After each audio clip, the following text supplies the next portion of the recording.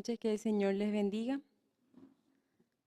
Le pido que puedan abrir sus Biblias en Romanos 1, 16, 17.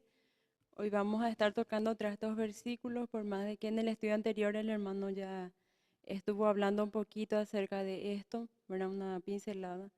Y vimos conveniente volver a tocar estos dos versículos específicamente porque al estudiar más profundamente nos dimos cuenta, ¿verdad?, que es el corazón, la esencia misma, ¿verdad?, de la carta de Romanos escrita por Pablo entonces a este pueblo.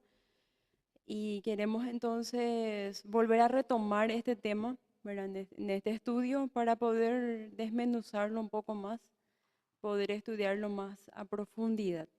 Entonces, si es que ya encontraron, podemos leer Romanos 1, 16 y 17 dice, porque no me avergüenzo del Evangelio, porque es poder de Dios para salvación a todo aquel que cree, al judío primeramente y también al griego.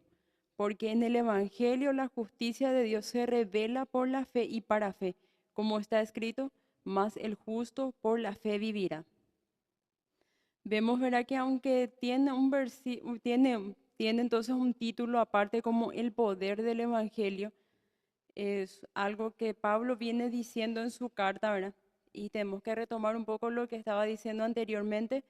Él estaba expresando su deseo de visitar Roma, de conocer a los hermanos, porque él no le conocía a estas personas. Él escuchó mucho de la fe de ellos, conocía todo lo que Dios estaba haciendo, ¿verdad? A través de la expansión del Evangelio en Roma, pero él no le conocía a estas personas y tenía mucho deseo de visitar Roma, de ir a entablar conversación con ellos, ver cómo están, ¿verdad?, espiritualmente también, aportar un poquito de la sabiduría que Dios mismo entonces le reveló a él, ¿verdad? Entonces él se pone a escribir una carta, ¿verdad?, bastante extenso, bastante detallado, ¿verdad? Con mucha tranquilidad vemos porque hay otras cartas de Pablo que son así más cortos, más, no son tan exhaustivos como esta, ¿verdad? Son más cortos, más puntuales, como si estuviera entonces exhortando y queriendo entonces que la carta sea leída lo más rápido posible, ¿verdad? Pero en Romanos nosotros encontramos que Pablo se toma un poquito más de tiempo para escribir. Y el contenido entonces que tiene estos versículos, ¿verdad? Todo lo que nosotros encontramos en esta carta es bastante profundo, ¿verdad? Y en estos dos versículos precisamente, ¿verdad?, encontramos el corazón, sería el tema principal de todo lo que él va a hablar después. Porque encontramos luego tres capítulos, ¿verdad?, que habla sobre el pecado, empieza a hablar mucho más profundo todos los temas que nosotros encontramos en estos dos versículos. Y eso es lo que queremos entonces mostrar o poder entonces estudiar esta noche. Dice, surge de las consideraciones anteriores, pues si Pablo está deseoso de proclamar el Evangelio también en Roma, epítome del mundo gentil, es natural que ponga en claro el carácter y el contenido del mensaje. Notemos una vez más que el Evangelio no se limita a un llamamiento en el Nuevo Testamento, sino más bien la misma sustancia de la obra de la gracia de Dios consumada por su Hijo Jesucristo a favor del hombre, el término que es equivalente a buenas nuevas, pero estas noticias del cielo revelan nada más que el designio de la bendición que fue determinado en Cristo antes de la fundación del mundo. En los versículos 16 y 17 entonces constituye la declaración fundamental que es la esencia entonces del mensaje de Pablo para todo, no solamente para Roma, ¿verdad?, sino para nosotros también en la actualidad, la esencia fundamental. Y empieza diciendo el versículo, porque no me avergüenzo del Evangelio. Entonces empieza con esta declaración. Si nosotros queremos entender por qué él empieza entonces hablando o empieza introduciendo entonces lo que va a escribir en la carta con estas frases, tenemos que estudiar un poco el contexto en el que se desarrolla. Roma entonces es una ciudad pagana con muchos dioses, ¿verdad? Sus dioses, ¿verdad?, tenían muchos seguidores. Si nosotros nos podemos a buscar en muchos libros, ¿verdad?, extra bíblicos que son de historias, encontramos que sus dioses tenían templos muy grandes, tenían muchos seguidores, tenían estatuillas que se vendían, Era muy conocida al paganismo que nosotros tenemos hoy en día en nuestra actualidad, ¿verdad?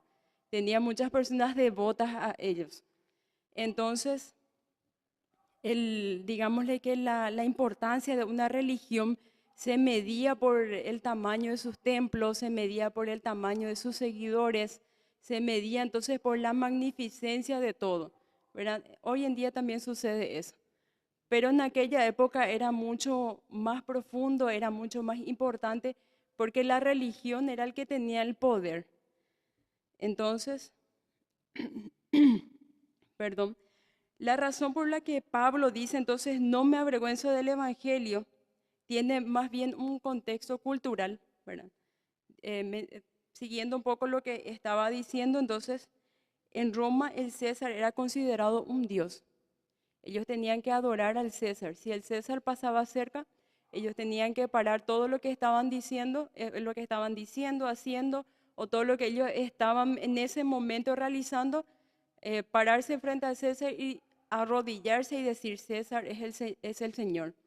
Por eso en una de las partes en Romanos 10, 9, 10, Pablo entonces mencionando o recordándose de ese suceso, escribe lo siguiente y dice, porque con el corazón se cree para justicia, pero con la boca se confiesa para salvación. Pues la Escritura dice, todo aquel que en él cree no será avergonzado. Con el corazón entonces se cree para salvación y con la boca se confiesa entonces, ¿verdad? Lo que se cree. Entonces, en Roma como el César era considerado un dios, ellos consideraban o querían menospreciar o eliminar toda religión que vaya en contra de eso o que sea un peligro, ¿verdad? Que quiera destituir al César del papel que estaba desempeñando en ese momento como Dios, como Señor, como alguien que merecía adoración en ese momento, ¿verdad? Y como en el Evangelio entonces Cristo era considerado el Señor, Cristo era entonces a quien uno tenía que adorar, Cristo el que tenía que uno confesar y decir Cristo es el Señor, entonces era visto como una amenaza al cristianismo y era muy perseguido. Otra de las cosas entonces, Pablo sufrió mucho a causa de Cristo, ¿verdad? Si nosotros leemos los hechos de los apóstoles, vemos que la mayoría de las cosas que pasó Pablo, más lo que él escribe también en sus cartas, ¿verdad? Él tuvo que huir de cristianos, tuvo que huir de gente que decía que le seguía a Cristo, tuvo que ser bajado por una canasta, o sea que dentro de una canasta, entonces de la muralla, tuvo que huir, ¿verdad? Tuvo que, 2 veces se le fue apedreado, se le creyó muerto, sufrió naufragios, sufrió muchísimas cosas él por causa de Cristo. Entonces introduce esta frase diciendo algo que él sinceramente creía, porque si de algo o de alguien tenía que avergonzarse el Evangelio, si no era cierto o si no tuviese poder, era él, porque había sufrido muchísimo por causa del Evangelio. Entonces al decir, no me avergüenzo del Evangelio, entonces es porque él conocía entonces la potencia, la magnificencia y de todo lo que el Evangelio podía causar en la vida de las personas.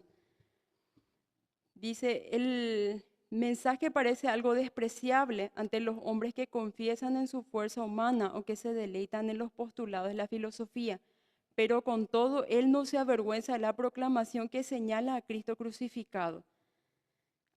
Había entonces en Roma también mucho paganismo, ¿verdad? Como estaba diciendo al principio, y muchas de estas personas paganas se refugiaban mucho o se deleitaban en la filosofía, ¿verdad? Les gustaban mucho aquellas cosas que le hacían pensar, que le hacían calcular un poquito el sentido de la vida, ¿verdad? Algo que le hacía entonces razonar un poco todo, ¿verdad?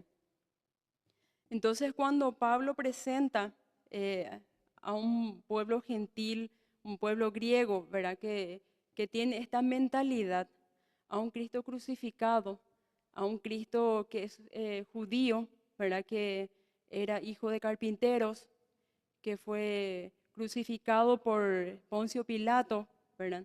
Que fue flagelado, que perdió toda hermosura, como decía en Isaías, que fue molido, ¿verdad? Para morir en una cruz y volver a resucitar. No era lo que ellos estaban acostumbrados a escuchar de dioses o de héroes de la fe, porque para ellos sus dioses, si nosotros vemos un poquito los dibujos que encontramos en la historia, son dioses grandes, son dioses que son poderosos, que miran con orgullo, altivez, ¿verdad? No, no son un Dios que fue crucificado, no es un Dios que fue flagelado o que murió ensangrentado como Jesús. Entonces, cuando Pablo dice, no me avergüenzo del Evangelio, está dirigiéndose específicamente a un pueblo que tenía como inferior a cualquier persona que muriese en una cruz, porque ellos mismos inventaron la crucifixión, los romanos mismos inventaron la crucifixión para los que eran los peores de los peores, para esas personas que hicieron algo horrible, terrible, algo imperdonable, ¿verdad? Entonces, entonces, salvación de parte de un hombre que fue crucificado en una cruz, la peor y más baja forma de morir. Entonces, no era algo que quizás los demás escuchasen, quisiesen escuchar. No, ellos jamás van a considerar a un héroe, ¿verdad? A una persona así. Entonces, Pablo por eso, entonces inicia con eso.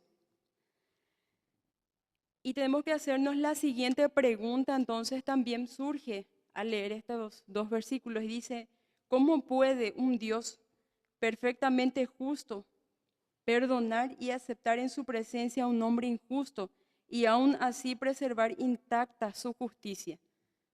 Eso es lo que en esos dos versículos nos da la respuesta bien claramente. Voy a leer otra vez la pregunta, dice, ¿cómo puede un Dios perfectamente justo perdonar y aceptar en su presencia a un hombre injusto y aún así preservar intacta su justicia? ¿Cómo puede entonces? Y la primera razón por el cual entonces él no se avergüenza del Evangelio, dice a continuación, porque es poder de Dios para salvación. ¿Por qué no se avergüenza del Evangelio? Aparte de todo lo que yo ya estaba diciendo, porque es poder de Dios para salvación. Pablo conocía muy bien el poder de Dios. En Hechos relata su encuentro con Jesús cuando él iba camino a Damasco a arrestar a más seguidores de Jesús, llevarle en la cárcel a la fuerza, golpearlos, tratar de disolver ese movimiento que estaba creciendo. Entonces, con una carta en sus manos, él se encuentra con Jesús mismo en el camino. O sea, Jesús sale en su encuentro. ¿Y qué es lo que pasa? Todo ese odio que él tenía hacia el pueblo cristiano, eh, toda esa rabia que él tenía, ese celo que tenía por lo que él creía en ese momento que era verdad. Entonces, ¿qué pasa? Se convierte entonces en una pasión por Cristo. Así, en un segundo. Todo cambia entonces en ese mismo instante. Y él ya no es luego ese Pablo que perseguía a la iglesia o que odiaba a la iglesia. Ahora él era ese Pablo que iba a sufrir muchísimo por la causa de Cristo, que iba a irse a los gentiles, que iba a sufrir mucho, que iba a ser despreciado, que iba a ser considerado un loco más de una vez, ¿verdad? Dice, no es una mera casualidad que Pablo enfatice el Evangelio como sabiduría de Dios en la primera carta de los Corintios y como potencia de Dios en la que se dirige a los romanos, ya que los términos se ajustan al medio ambiente de las ciudades donde los creyentes se encontraban. En Corintios, entonces, enfatiza como sabiduría de Dios y a los romanos, entonces, como potencia de Dios. ¿Por qué? Porque esa era la cultura de ellos, para que ellos pudiesen entender que el Evangelio trascendía cualquier cultura.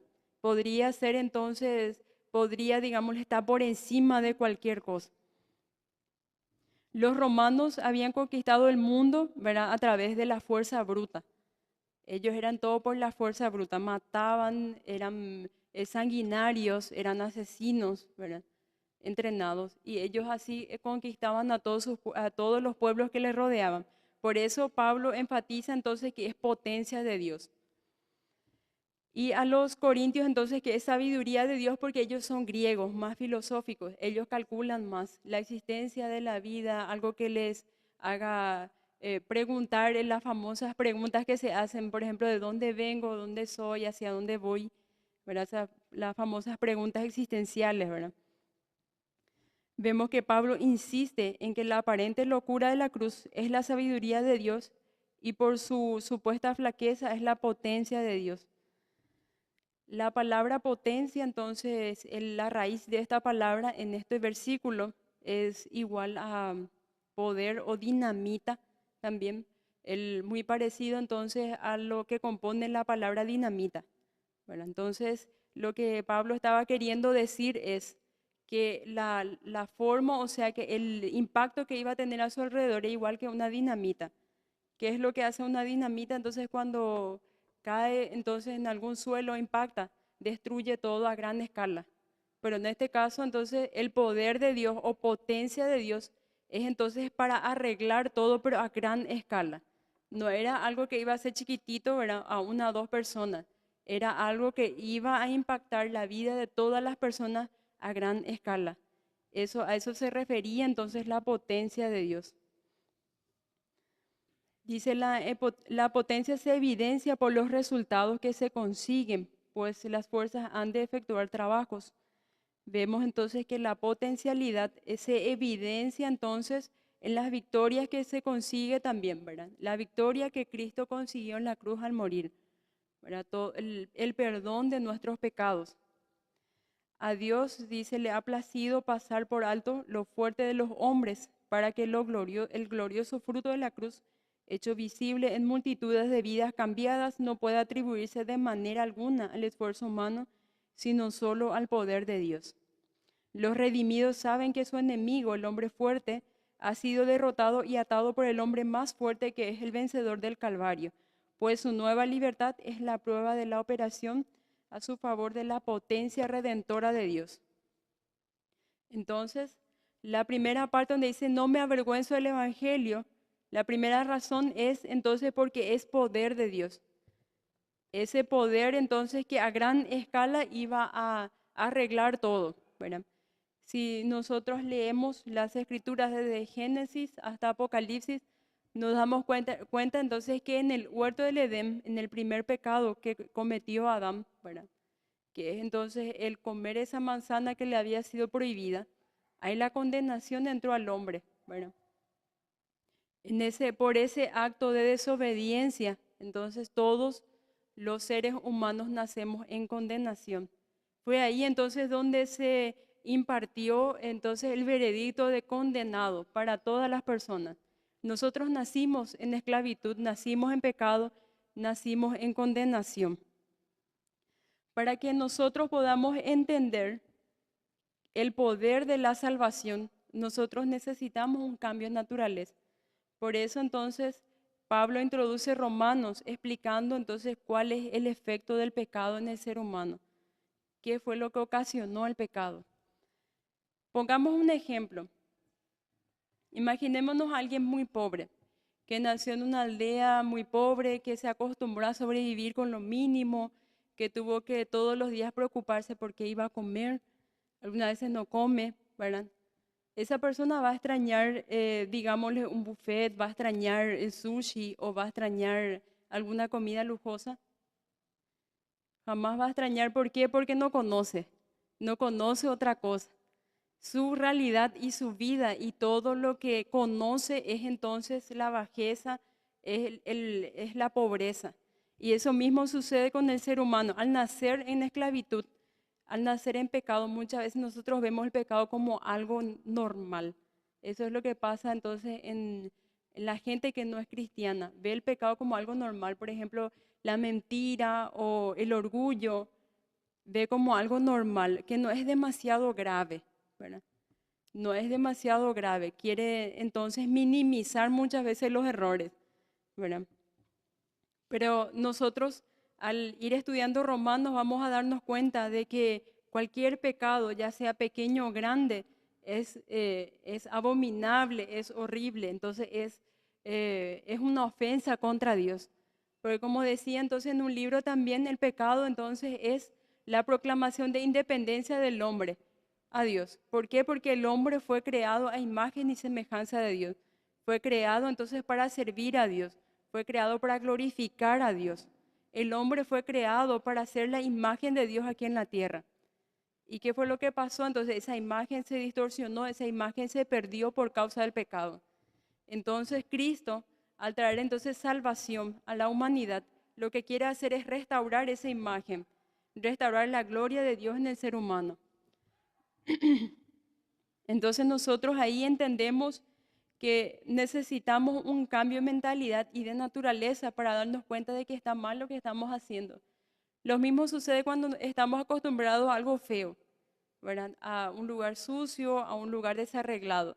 De repente limpiamos, sacamos un poco, sacudimos y nos damos cuenta de que había sido demasiado sucio estaba, o era demasiado feo, ¿verdad? No nos damos cuenta de lo horrible o de lo mal que estamos hasta que salimos de ella, ¿verdad? Un ejemplo que el pastor Paul Washer decía en una de sus prédicas, decía entonces que si sacas a un cerdo, lo limpias bien, lo lavas y tratas de darle comida decente y le pones también la opción de escoger basura en dónde va a ir. El cerdo jamás va a escoger comida decente, jamás va a escoger limpieza. Va a escoger otra vez el barro que conoce, va a escoger la basura que conoce. ¿Qué es lo que necesita? Un cambio de naturaleza para que pueda escoger lo que Dios quiere que escoja, ¿verdad? Cambio de naturaleza, cambio de mentalidad, para darse cuenta entonces de que el pecado es malo, de que, de que fallar a Dios entonces es algo que le va a pesar en el corazón, ¿verdad? Continuando un poco, dice, el Evangelio es potencia de Dios para salvación. Romanos 3:25 podemos buscar en nuestras Biblias para compartir.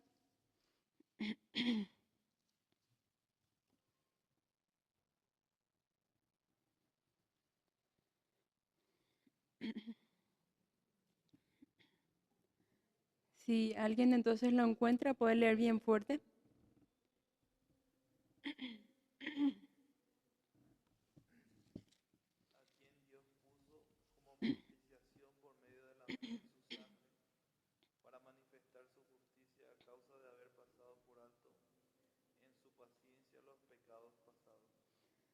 Gracias. Ahí dice, a quien Dios puso por propiciación por medio de la fe en su sangre.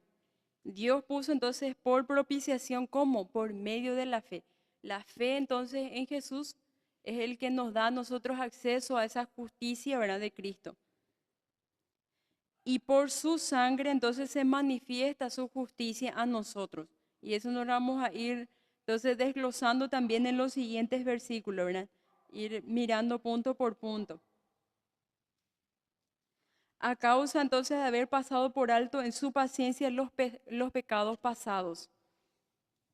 Entonces decimos primero que no se avergüenza del Evangelio porque es poder de Dios para salvación a todos.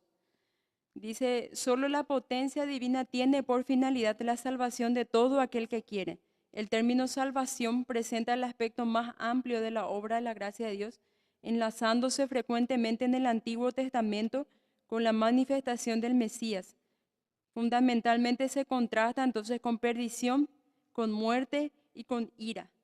Entonces la salvación nos libra de todo eso. ¿La salvación de qué entonces? Nosotros estábamos hablando sobre pecado, estábamos hablando de condenación, ¿verdad? Entonces la salvación nos libra de la condenación, de la ira de Dios que tenía que caer sobre nosotros y que cayó sobre Cristo. Nosotros fuimos entonces estudiando en Juan y vimos al final que Jesús murió en la cruz, pero Él resucitó. ¿Por qué? Él murió por cada uno de nosotros para llevar nuestros pecados en esa cruz. Y ahora nosotros tenemos salvación por medio de Cristo, por su obra en la cruz.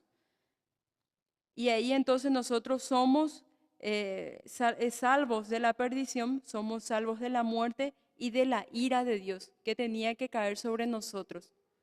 Si nosotros tenemos ese cambio de naturaleza, el Espíritu Santo nos revela nuestra condición de ser humano, nos vamos a dar cuenta de lo grandioso que es la salvación, de lo magnífico que es la salvación. Y ya no habrá entonces un lugar en nuestro corazón para enorgullecernos de ser cristianos. En nuestro corazón solamente va a haber gratitud porque nosotros no merecemos la salvación de parte de Dios. No hay nada en nosotros que pueda ser atractivo para Dios. Por eso Pablo habla sobre el pecado y en una parte entonces es muy enfático y dice, no hay justo ni aun uno, no hay quien entienda, no hay quien busque a Dios. Todos se desviaron y a una se hicieron inútiles. No hay quien haga lo bueno, no hay ni siquiera uno. ¿Cómo podemos evidenciar de que nadie entonces busca a Dios y nadie piensa en Dios? Si un ejemplo que yo escuché que me gustó mucho, ¿verdad? Si nosotros pusiéramos que pasara, ¿verdad? Digámosle que la tecnología avanza demasiado. Conectamos nuestros pensamientos presentes, ¿verdad? Minuto a minuto. Conectamos a una pantalla gigante y miles de personas, entre ellos conocidos tuyos, personas que odias, personas a quienes quieres, personas a quienes no te cae tan bien. Y tenés tus pensamientos ahí en una pantalla gigante, ellos pueden ver. ¿Cuánto tiempo estarías ahí parado, dando la cara por lo que estás pensando? ¿A cuántas personas va a perjudicar lo que estás pensando? ¿Cuántas cosas nosotros pensamos creyendo que Dios no está viendo o que es escondido o que es solamente nuestro o que Dios no conoce? En la Escritura dice que antes que nosotros pronunciásemos la palabra, Dios ya sabe lo que vamos a decir. Dios sabe lo que es nuestros pensamientos. Y todos nuestros pensamientos son palabras delante de Dios. Entonces en eso tenemos que pensar. Entonces la maldad y la oscuridad de nuestro corazón. ¿Cuánto tiempo vamos a estar parados ahí dando la cara por lo que estamos pensando? Dando solamente ese algo, parece algo demasiado sencillo, pero no lo es, ¿verdad? Porque nosotros no sé, ahí nos vamos a dar cuenta que esas personas que creían que nosotros éramos buenos, a veces no somos tan buenos, ¿verdad? Esas personas que creen que somos santos, ¿verdad? Van a decepcionarse un poquito, ¿verdad? Por todo lo que van a ver en esa pantalla. Y vamos a salir corriendo ahí, avergonzados por todo lo que está pasando ahí, ¿verdad? Entonces Dios nos salva de eso. Dios trabaja entonces en nuestras vidas a través de Jesús, del Espíritu Santo, y ayuda a que se restaure esa imagen de Dios en nuestras vidas. Y combatimos contra el pecado. El pecado no es algo que desaparece automáticamente una vez que alguien es salvo. El estado de santificación es algo continuo toda la vida, porque Jesús empieza la obra, Él hace el llamamiento y Él la continúa y Él la termina. Y ese proceso entonces dura toda la vida, la santificación. Uno lucha con el pecado, con los malos pensamientos, con todo durante toda su vida. Pero eso no quiere decir que uno se deleita en eso. El pecado que comete, los pensamientos que pasan por su cabeza es algo que le avergüenza, es algo que le duele, es algo que le molesta, ¿verdad? Vemos también otra de las razones por el cual no se avergüenza del Evangelio, por la palabra que dice todo aquel que cree. El alcance de la salvación es para todos. La salvación en el Antiguo Testamento nosotros vimos, ¿verdad?, que era un poco distinto la forma en la que Dios trabajaba, pero era una sombra de lo que iba a suceder después. Ellos necesitaban entonces todos los días sacrificios, seguir ciertas reglas, ciertas ceremonias, ¿verdad?, para poder ser salvos, para poder seguir siendo, entonces, formar parte del pueblo de Dios. Tenían que ser circuncidados, tenían que cumplir ciertas ceremonias, ¿verdad? Para poder ser salvos. Pero vemos que en el Nuevo Testamento, luego de que Cristo resucita, entonces la salvación ya se extiende a todos. A todos. ¿Y cómo entonces llegó a ese estado, verdad? ¿Cómo llegó a ese estado? Cristo vino a los suyos y los suyos no lo reconocieron, le rechazaron. Entonces, ellos fueron cortados y fue entonces injertado otra rama, ¿verdad?, silvestre, a la salvación. Y cuando se cumpla entonces la cantidad de gentiles que tienen que ser salvos, entonces Dios va a trabajar con su pueblo. Y eso es lo que va explicando Pablo a grandes rasgos, ¿verdad?, detalladamente también en su carta a los romanos. Acá dice entonces que la salvación es para todos. Es para judíos, es para griegos, para gentiles, nos alcanza a nosotros después de muchísimos años. ¿verdad? Desde que Cristo murió y resucitó, muchísimos años nos sigue alcanzando a nosotros. ¿Y cómo llegó a eso entonces? Con la muerte de Cristo. Dice acá entonces que no admite diferencia ni excepción, aunque el proceso de llevar el mensaje a todos puede ser muy largo. Los judíos fueron los primeros en escuchar el Evangelio por boca del Señor mismo y de los apóstoles, sin mencionar aquí los primeros rayos del Evangelio que se vislumbran en el Antiguo Testamento, pues tal privilegio correspondía al pueblo del pacto. Sin embargo, es el mismo Evangelio para ellos y para los gentiles, basándose en la obra redentora de Cristo y ofrecido a todos a condición de que se arrepientan y pongan su fe en el Salvador. Vemos tres cosas muy importantes. El efecto de la salvación, entonces, del Evangelio, quiero decir, es la salvación. Ese es el efecto del Evangelio, esa es su potencia, su poder, salvar a las personas. ¿A quiénes alcanza esto? A todos. El segundo punto, ¿verdad? Y el tercero, la condición para poder ser salvos. Entonces es la fe en Jesucristo, la fe en la obra que Él hizo en la cruz. Y esto también lo dice en Efesios 2, 8 y 9. Podemos leer también.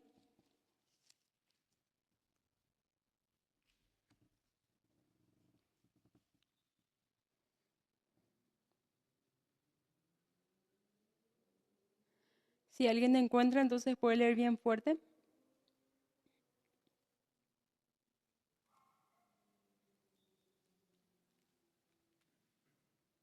Efesios 2, 8, 9. Porque por gracia sois salvos por medio de la fe, y esto no de vosotros, pues es don de Dios, no por obras, para que nadie se gloríe. Amén. Ahí entonces también se escribe, Pablo escribe lo mismo entonces a otros cristianos, ¿verdad? Pero explicando en otras palabras lo que dice en Romanos también. ¿Cómo entonces somos salvos nosotros? Por gracia de Dios. Somos salvos por medio de la fe. ¿Cómo llegamos nosotros a la salvación? Por medio de la fe, ¿verdad? Y esto no es algo que de nosotros va a surgir. No es una persona que pueda acercarse y con fuerza de voluntad tratar de alcanzar la salvación. No. La salvación es un don de Dios. La fe entonces es un don de Dios. Y esto no es algo que uno puede lograr con obras. En el Antiguo Testamento sí ellos tenían que hacer obras, tenían que cumplir la ley, tenían que traer ellos sus ofrendas, las ofrendas tenían que cumplir tales requisitos para que pueda ser aceptado, ¿verdad? Pero en el Nuevo Testamento ya no es por obras. ¿Por qué? Para que nadie se gloríe, nadie se sienta orgulloso, porque eso es lo que la ley hace. Le hace sentir superior a los demás, como que es mucho más santo, que es mucho más grande que el otro, porque está más cerca del cielo que la otra persona que está a su lado, ¿verdad? Pero en este caso no. La salvación es algo que uno recibe por gracia. Y para explicar un poco la gracia, ¿verdad? Un ejemplo bastante sencillo que escuché también en uno de los predicadores decía entonces, supongamos, ¿verdad? De que hay un hermano en la iglesia, ¿verdad? De que no le trata bien a la otra persona, ¿verdad? Y uno le perdona, ¿verdad? Pasa por alto las ofensas, pasa por alto el maltrato, ¿verdad? Y bueno, le da, entonces le pide dinero, ¿verdad? Le necesita ayuda, entonces le ayuda con mucha facilidad, ¿verdad? Le da ese corazón. Pero ¿qué pasa entonces? La gracia es cuando esa persona le escupe, le golpea, le hace de todo, necesita ayuda a esa persona y en vez de darle la espalda, le ayuda, ¿verdad? Entonces eso es para explicar un poco la gracia, ¿verdad? A pesar de que nosotros fallamos a Dios, le ofendemos todos los días con todas las cosas que nosotros hacemos mal, que a Él no le gusta, entonces Él aún así nos ama, ¿verdad? Entonces a eso se refiere un poco la gracia. No es algo que nosotros merecemos, como decía al principio, ¿verdad? No hay nada en nosotros que a Dios le pueda llamar la atención. Nosotros no somos salvos porque Dios pensó que nosotros éramos buenas personas, ¿verdad? Dios sabe la oscuridad de nuestro corazón y aún así Él nos ama, ¿verdad? En el versículo 17 comienza diciendo, ¿verdad? Porque en el Evangelio la justicia de Dios se revela. En el Evangelio la justicia de Dios se revela, ¿verdad? Llegamos aquí al aspecto del Evangelio que se enfatiza especialmente en esta epístola y que hemos examinado ya antes, dice, ¿verdad? El primer punto, entonces, en la revelación bíblica, la justicia esencial es un atributo de Dios. Quien solo es recto constituye su propio ser, la única norma posible para discernir lo que es justicia. Entonces, la justicia de Dios es un atributo esencial de parte de Dios que no es transferible, no puede comunicar, ¿verdad? Decía, y Él es la única persona, entonces el único ser que puede discernir lo que es justicia. Nosotros encontramos en el Antiguo Testamento, refiriéndose entonces, el escritor decía entonces, analizando las leyes que fueron dadas al pueblo de Israel, si nosotros analizamos también los 10 mandamientos, nos damos cuenta de que la ley es bastante equilibrada, es bastante neutral, no va para ninguna parte, no favorece a ningún lado, ¿verdad? Es igual para todos. Y ahí nosotros encontramos, digámosle que podemos ver visiblemente el atributo de Dios que es la justicia. Y nos damos cuenta de que esa ley no fue escrita por ningún hombre, no fue escrito, no nació entonces de la imaginación o no nació de la reflexión de alguien más, sino que Dios mismo dio, Dios mismo da. Si nosotros estudiamos la cultura antigua de esos pueblos, nos damos cuenta de que su rey era bastante tirano, ¿verdad? Israel mismo tuvo muchos reyes tiranos, ¿verdad? De que si ellos querían tomar posesión de una tierra y la otra persona digámosle que se rehusaba a pagarle o a darle, ¿qué hacía? Le mataban nomás y tomaba posesión y ya, ¿verdad? Es bastante tirano era. La ley siempre favorecía al rey, la ley siempre favorecía a la familia real. Pero en este caso nos damos cuenta entonces que la ley que Dios estableció para el pueblo de Israel era de Él mismo y revela también su carácter, que es la justicia. Bueno, entonces nosotros por ley, si nosotros miramos nuestras vidas por la ley, nos damos cuenta que estamos condenados, ¿verdad? No podemos cumplir la ley. Frente a Dios, el hombre debería de ser recto o justo, pues de otra forma es imposible la manifestación del juicio de Dios en contra de la desviación de la rectitud que se define como pecado. La desviación de la rectitud entonces es pecado.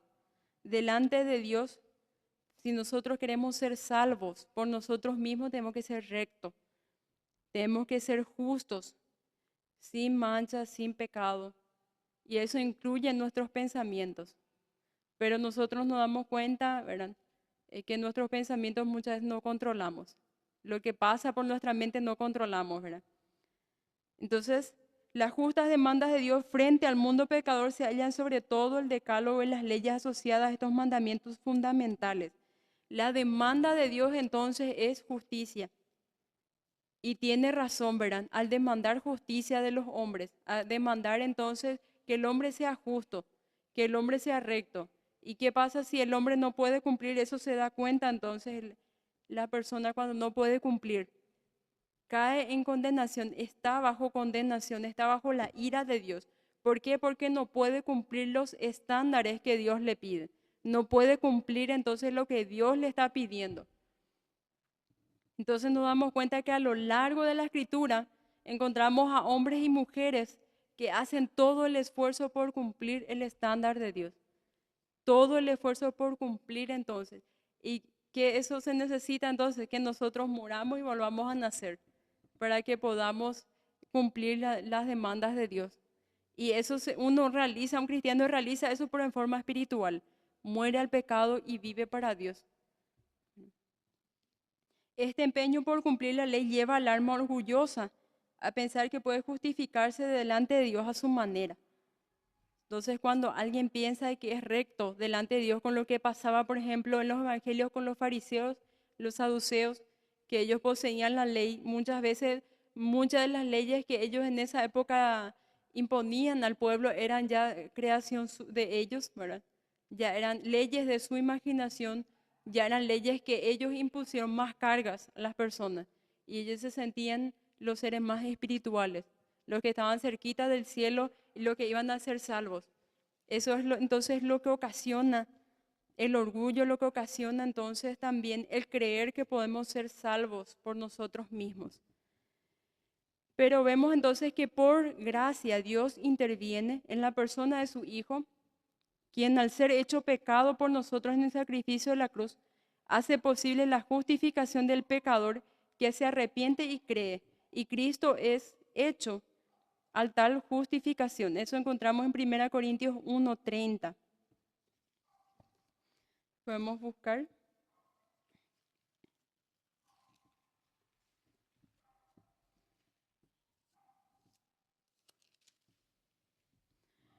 1 Corintios 1:30 dice, más por Él estáis vosotros en Cristo Jesús, el cual nos ha sido hecho por Dios sabiduría, justificación, santificación y redención.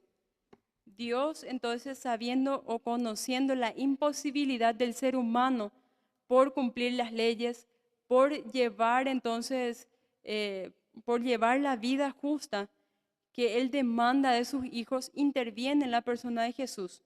Él es entonces un Dios encarnado que necesitó entonces vivir para cumplir la ley perfectamente, morir para vencer entonces a la muerte y al pecado y resucitar para que nosotros podamos vivir con Él también. Y en este versículo entonces enfatiza eso diciendo, más por Él estáis vosotros en Cristo Jesús, el cual nos ha sido hecho por Dios. Entonces, por Dios, a través de Cristo Jesús, nosotros somos hechos sabiduría, justificación, santificación y redención. Morimos entonces al pecado y resucitamos en Cristo para poder. Y a eso se le llama justicia imputada. Y ahí entonces es cuando Dios entonces puede, a través de la persona de Jesús, declararle justo a esa persona, declararle justo al cristiano. No es entonces lo que el cristiano hace, no es lo que la persona hace o los esfuerzos del ser humano entonces por ser justo. Es entonces lo que Cristo hizo, lo que Cristo logró y lo que Cristo venció en esa cruz. Eso es lo que le hace justo al cristiano.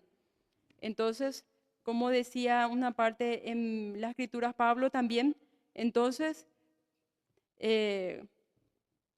pone entonces, o sea que agarra entonces la condenación, la carta de condenación que estaba en nuestro nombre, agarra y lo exhibe públicamente y dice, esta persona es mía, esta persona es justa.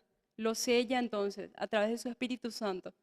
Y esa condenación que estaba ya con nuestro nombre, ahí decía, por ejemplo, Delia, ahí decía Fabio, ahí decía Víctor, que es condenado. Entonces esa carta de condenación es alzada y clavada en la cruz diciendo, esta persona es justa. ¿Por qué? Por la obra de Cristo. No porque esta persona es una buena persona o porque tiene el corazón humilde o porque es manso o porque cumplió la ley o porque vivió perfectamente como Dios quiso. No, a pesar de todo lo que esa persona es, su justicia está en Cristo. Porque Cristo vivió la vida de que Víctor no podía, Cristo vivió la vida que Fabio no podía. Y Él entonces, porque Él venció, nosotros podemos vencer también.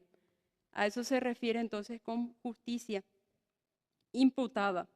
Esa justicia entonces que nosotros no podemos cumplir, se imputa entonces con la justicia que Cristo sí cumplió. A eso se refiere entonces con potencia del Evangelio, por arreglar todo a gran escala. En Filipenses 3:9 también podemos buscar.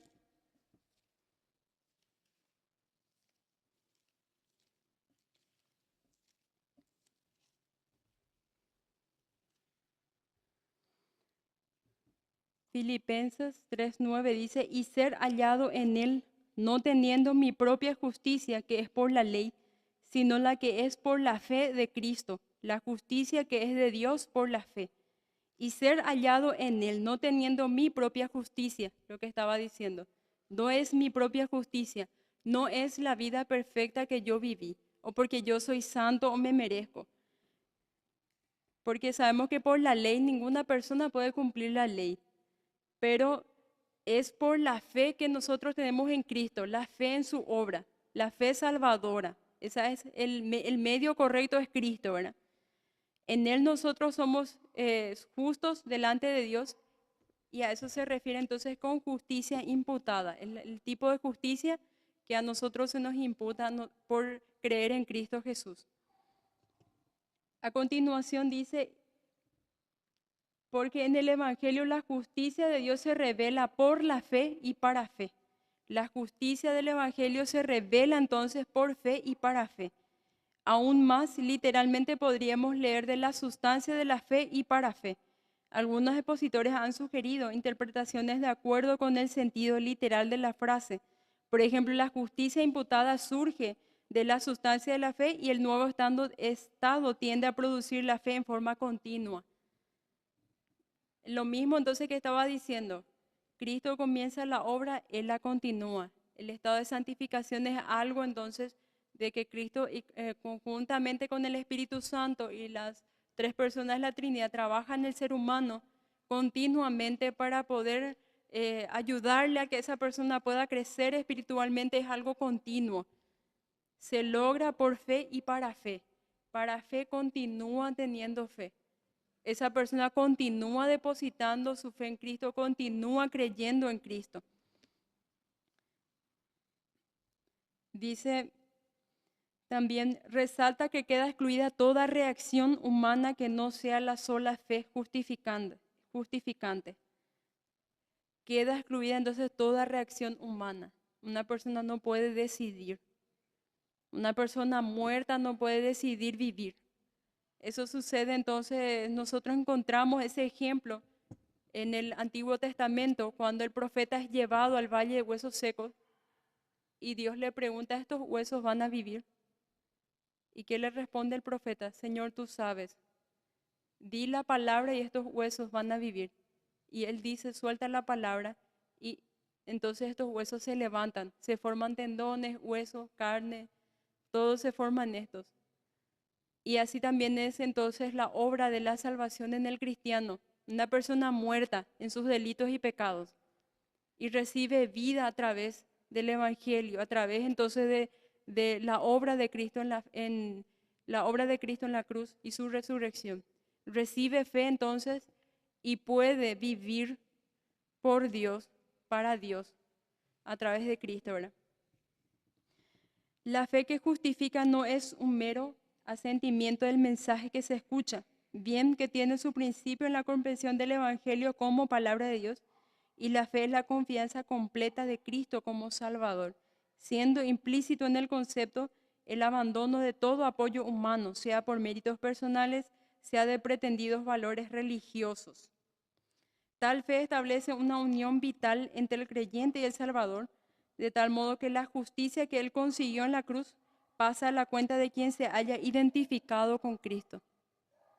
Entonces, la persona que cree en Cristo pasa en su cuenta, entonces, si se haya identificado con Cristo, pasa en su cuenta la justicia que Dios consiguió en la cruz.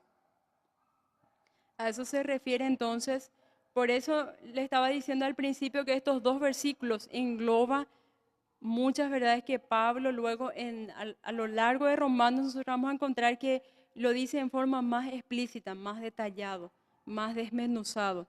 Y habla entonces sobre la justicia en forma más, digámosle que más profunda, ¿verdad?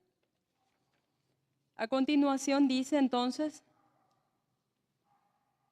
el mensaje entonces es vida para el creyente. Como dice, como está escrito, más el justo por la fe vivirá. Habacuc, entonces, al igual que los demás profetas de su época, tuvo tristeza de ver la distancia.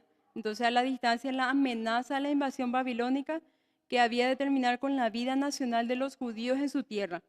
El porvenir se presentaba sombrío, como presagios de juicio y de desastre a causa de la rebelión del pueblo de Dios. Meditaba el profeta en la suerte de los fieles entre los israelitas que deseaban seguir al Señor por medio de la apostasía de la mayoría. ¿Qué sería de ellos? Recibió este mensaje de esperanza: el justo por la fe vivirá. El israelita fiel podía poner su mano en la de Dios y pasar vivo por medio de la tempestad. Habacuc entonces era un profeta en el cual vivió entonces una de las épocas de apostasía más oscuras, más tristes, más profundas, más abominables, digámosle, más desastrosas del pueblo de Israel. Y Dios dice entonces, le revela a Habacuc lo que iba a pasar con el pueblo por haber abandonado a Dios, por haber hecho ellos abominación. Muchas de las cosas que Dios mismo le pidió en las leyes, en Levítico, en Deuteronomio, ellos lo hicieron. Esas cosas que ellos no tenían que hacer lo hicieron, y muchas más graves aún. Muchas cosas mucho más graves y grotescas aún hicieron ellos. Entonces Dios iba a derramar su ira por encima de Israel, mandando juicio a través de los babilonios. ¿Y cuál fue entonces el quebrantamiento de Habacuc? ¿Qué iba a pasar con esas personas que realmente querían hacer bien las cosas, que realmente seguían a Dios de corazón? ¿Qué iba a pasar con esas personas? ¿Verdad? Y Dios le da este mensaje: el justo por la fe vivirá. Ese justo por la fe va a vivir. Quizás muera físicamente, pero espiritualmente esa persona va a vivir. ¿Por qué? Por la fe. Y nosotros ya vimos a qué tipo de fe se refiere. No es cualquier fe, es la fe salvadora. La fe entonces en la obra de Cristo. En los versículos siguientes, Pablo ha de pintar en vivos colores la tragedia del pecado del hombre que lo alejó de Dios y motivó la ruina moral y espiritual, tanto del individuo como de la sociedad. La ira de Dios cae sobre los rebeldes, pero el justo vivirá por la fe. El énfasis sobre la vida subraya el concepto de una fe vital, muy diferente a la de una mera fórmula que acepta ciertas doctrinas, por sanas y buenas que sean en sí. La cita de Habacuc para ensalzar los tres conceptos, justicia, fe y vida, pone el broche de oro a la definición del tema de la epístola, y no nos extraña notar que Pablo la ha de utilizar anteriormente al redactar su vigorosa epístola a los Gálatas. En Gálatas también menciona lo mismo. Entonces, este es el tema principal de Romanos, estos dos versículos. Y con este lema, ¿verdad? Con estas palabras que Dios le da a Habacuc: el justo vivirá por la fe. El justo puede pasar a su alrededor muchas cosas. El justo puede vivir en un caos total. Puede estar en medio de mucho peligro, puede estar en medio de cosas horribles que pasan, ¿verdad? Ahora mismo nosotros vemos mucha ideología de género, demasiadas cosas que se van descomponiendo día tras día, que van empeorando día tras día, pero que es lo que nosotros podemos notar: el justo vivirá por la fe. Y todo lo que ese justo pase, Dios lo va a tener resguardado. ¿Y qué va a hacer? Todo ayuda para bien. Eso nos encontramos en esta misma carta en Romanos 8:28. Todo va a ayudar para bien. Podemos buscar entonces ese versículo. Romanos 8:28 dice: y sabemos a los que aman a Dios, todas las cosas les ayudan para bien. Todo esto es a los que conforme a su propósito son llamados. Ese justo entonces va a vivir por la fe.